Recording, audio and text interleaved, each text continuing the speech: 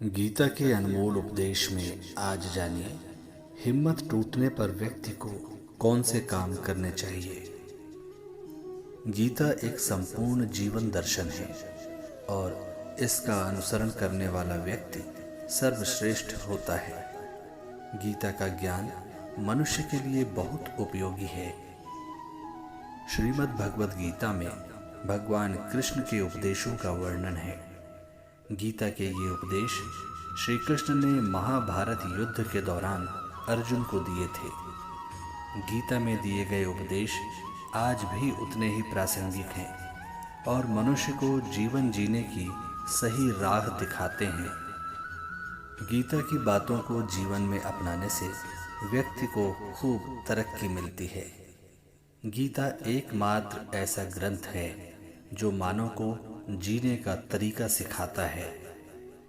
गीता जीवन में धर्म, कर्म और प्रेम का पाठ पढ़ाती है। आइए जानते हैं गीता के अनमोल उपदेश।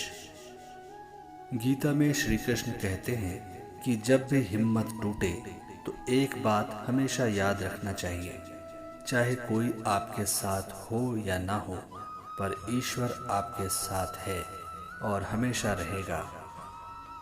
गीता में श्री कृष्ण कहते हैं, कितनी ही बड़ी समस्या क्यों ना आ जाए, उसे दो चीज़ों से हल किया जा सकता है। क्रोध के समय थोड़ा रुक जाएं और गलती के समय थोड़ा झुक जाएं, तो दुनिया की सारी समस्याएं हल हो जाएंगी।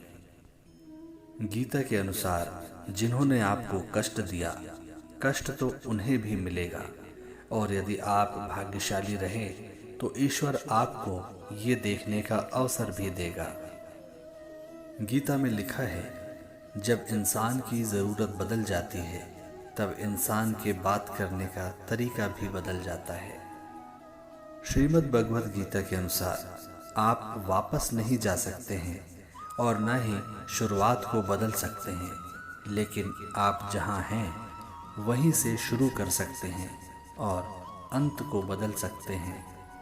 परमात्मा कभी किसी का भाग्य नहीं लिखते हैं। जीवन के हर एक कदम पर हमारी सोच, हमारा व्यवहार और हमारा कर्म ही हमारे भाग्य लिखते हैं।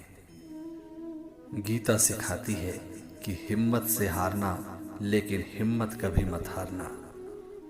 इसी उपदेश से जुड़ी एक कहानी आपसे साझा करते हैं। एक गांव में दो दोस्त रहते थे। उनमें से एक 6 साल का था और दूसरा 10 साल का। उन दोनों में गहरी दोस्ती थी। वे अपना सारा काम साथ में करते थे, जैसे खेलना, कूदना, खाना और घूमना। ऐसे में एक दिन घूमते घूमते दोनों जंगल की ओर चले गए और वहाँ पर खेलने लगे। खेलते समय उनमें से एक दोस्त, जो कि 10 साल का था, गहरे गड्ढे में गिर गया। ये देखकर दूसरा बच्चा, जो 6 साल का था, वो अपने आसपास देखने लगा कि कोई मदद के लिए है, लेकिन वहाँ पर कोई भी नहीं था। वो बच्चा अपने दोस्त को बचाने के लिए जी तोड़ मेहनत करता है। वो जंगल से लकड़ी की छाल लाता है और एक रस्सी बनाता है। जैसे तैसे रस्सी बनाकर वो उस रस्सी को गहरे गड्ढे में डाल देता है और अपने दोस्त से कहता है कि इसे पकड़कर बाहर निकल जाए। कई बार रस्सी टूटने, हाथ कटने से वो बच्चा बार बार गड्ढे में गिरने लगा, पर फिर भी उस छोटे बच्चे ने हार नहीं मानी और अपने दोस्त को हर कोशिश करके बाहर निकाल दिया। जब बड़ा बच्चा बाहर निकला तो उसने अपने छोटे मित्र को धन्यवाद दिया और दोनों गांव की तरफ चल पड़े। जब गांव वालों को इस घटना के बारे में इन दोनों बच्चों ने बताया तो वे उस पर हंसने लगे और कहने लगे कि क्यों मजाक कर रहे हो, ये छोटा सा बच्चा तुम्हें एक गड्ढे से कैसे खींच सकता है। किसी ने उसकी बात पर गौर से नहीं सुना, पर एक बुजुर्ग ने उसकी बात पर विश्वास किया और गांव वालों को भी समझाया कि ये बात सही हो सकती है। गांव वाले उस बुजुर्ग की बहुत इज्जत करते थे और उसकी बात मानते थे।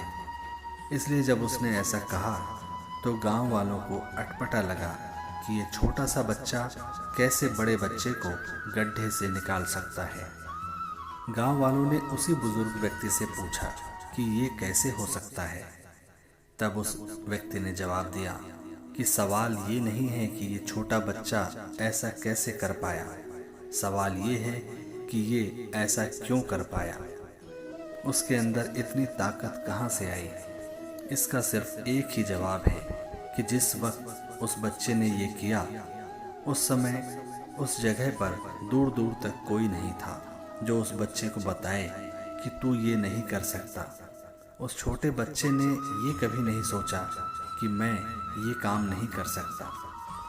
उसका ये आत्मविश्वास ही अपने मित्र को इस मुसीबत से निकालने में सहायक बना। आत्मविश्वास का सही अर्थ है कि हर स्थिति में डटे रहने की भावना।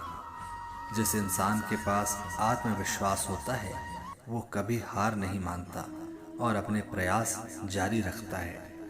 जीवन में कई बार ऐसी परिस्थितियां आती हैं जब हम बिल्कुल हार मान लेते हैं।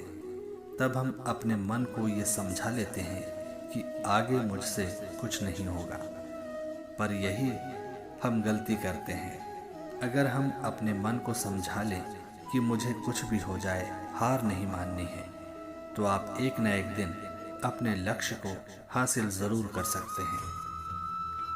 यही बात श्री कृष्ण द्वारा श्रीमद् भगवद गीता में कही गई है।